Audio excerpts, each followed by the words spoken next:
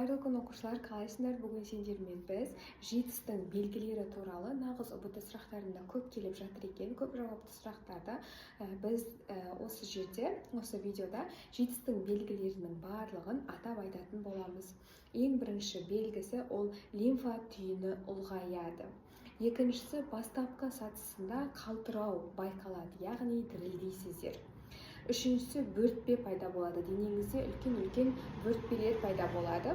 Төртіншісі, дене температурасы артады, яғни денеңізде қызу байқалады. Келесі бізде шаршайды және ол адам өте арық болып келеді.